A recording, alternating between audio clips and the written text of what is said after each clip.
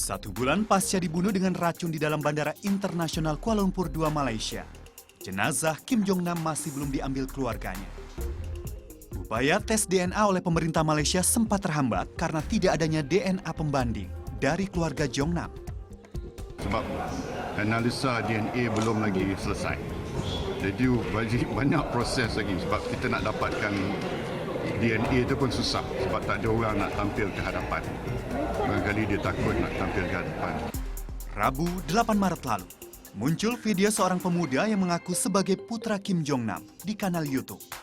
Video ini diunggah oleh Kyo5 Civil Defense. Hi, my name is Kim Han-sol from North Korea, part of the Kim family. Here's my passport.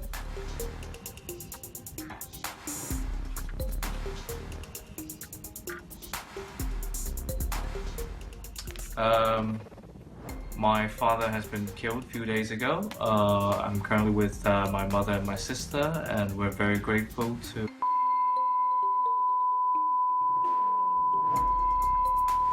And we hope this gets better soon. Badan Intelijen Nasional Korea Selatan atau NIS membenarkan bahwa pria dalam video tersebut adalah Kim Han-sol, putra dari Kim Jong Nam. Namun, kantor berita AP tidak dapat memverifikasi lokasi serta tanggal video ini dibuat.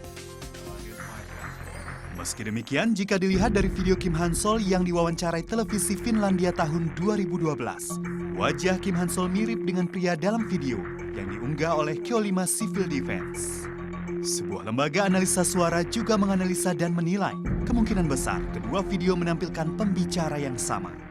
Kyo5 Civil Defense adalah lembaga yang dibentuk oleh sejumlah negara, yaitu Belanda, Cina, dan Amerika Serikat.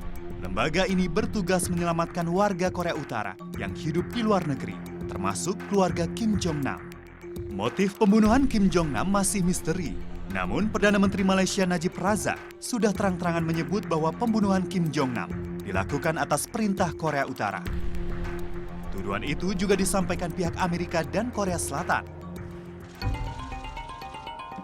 North Korea's provocation this time is particularly alarming in that it was made in the midst of international community's shock and anger towards the inhumane and brutal assassination of Kim Jong Nam, the estranged half-brother of the North Korean leader, using the VX nerve agent, which is a chemical weapon banned by the CWC, Chemical Weapons Convention. Perhaps the leadership in Pyongyang might have believed that these continued provocations may help enhance his bargaining leverage vis-à-vis the international community as a whole, but he was simply wrong. It will only further deepen North Korea's isolation and accelerate its path towards self-destruction. Sejumlah kalangan menyebut pembunuhan Kim Jong Nam dilakukan atas perintah pemimpin Korea Utara Kim Jong Un. Alasannya tak lain karena khawatir kakak tirinya itu akan mengambil alih tahta kekuasaan yang tengah digenggamnya. Kim Jong Un semakin tak menyukai Kim Jong Nam karena ia kerap mengkritik pemerintahan Korea Utara. Selain tidak setuju dengan sistem dinasti, Jong Nam juga menyebut Korea Utara akan runtuh tanpa reformasi. Namun, jika reformasi dilakukan, maka akan menyebabkan politik dinasti di Korea Utara juga runtuh.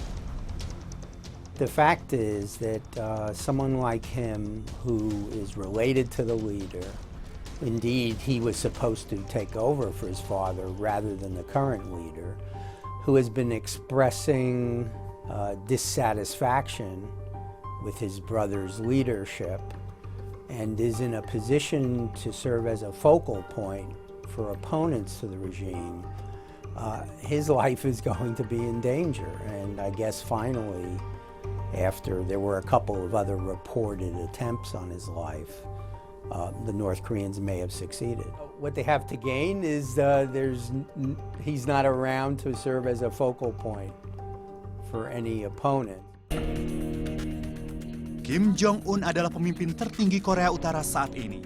Politik dinasti Korea Utara pertama kali dijalankan sejak pemerintahan Kim Il-sung setelah kemerdekaan Korea Utara tahun 1948. Kim Il-sung kemudian memperistri Kim Jong-suk sebagai istri pertama dan memiliki 2 putra, yakni Kim Jong-il dan Kim Man-il, serta seorang putri, Kim Hyong-hui. Sementara dari istri keduanya, Kim Song-ai, ia memperoleh 3 orang putra, yakni Kim Yong-il, Kim Pyong-il, dan Kim Kyong-il.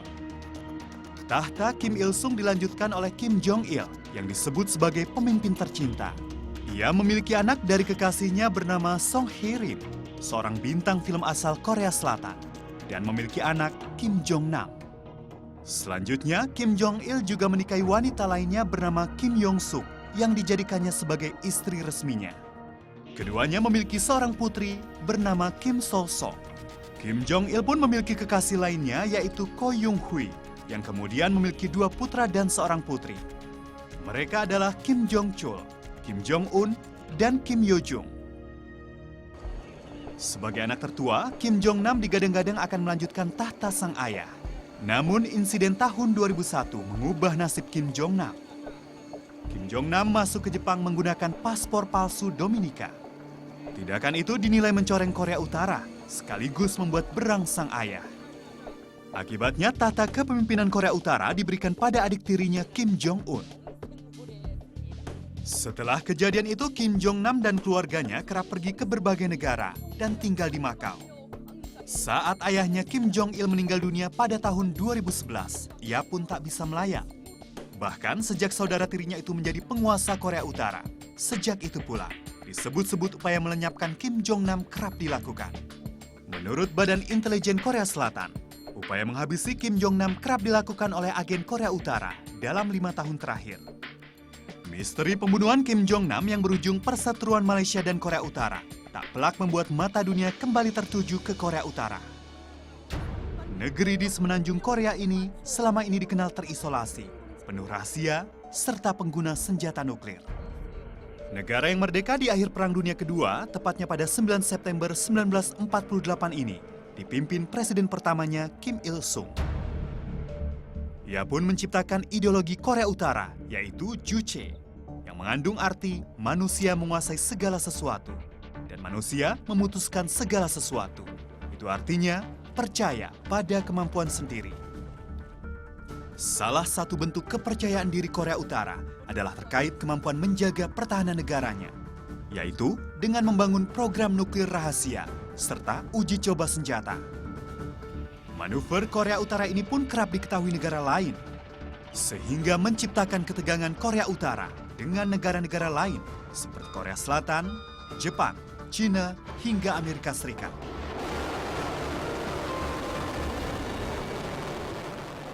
Akibat kebijakan itu, tak banyak negara membuka hubungan diplomatik dengan Korea Utara. Dan dari sedikit negara itu, Malaysia merupakan satu di antaranya. Warga Korea Utara dan Malaysia bebas berkunjung ke kedua negara tanpa perlu menggunakan visa, sebelum akhirnya berakhir 6 Maret lalu. Namun, seperti apa sebenarnya kehidupan di Korea Utara? Salah seorang warga negara Indonesia mengisahkan pengalamannya selama tinggal di Korea Utara. Kalau warga sekitar, memang kita tidak boleh bertegur sapa. Jadi kita hanya bisa melihat aja. Ya, karena memang kan mereka tidak diperbolehkan untuk berbicara dengan orang asing. Jadi mereka sangat tertutup gitu. Merasalah gitu bahwa mereka sebenarnya ingin komunikasi dengan kita gitu. Cuman ya terkendala dengan mereka tidak bisa bahasa Inggris gitu kan. Kemudian juga mereka takut gitu ya, karena memang di sana ketat sih karena banyak tentara yang jaga. Jadi ya emang kita tidak bisa macam-macam juga gitu yang orang asing gitu ya. Memang betul ada handphone kita boleh pakai gitu, tetapi itu hanya orang-orang terbatas ya. Mereka kan tertutup ya, dan tidak mau gitu ya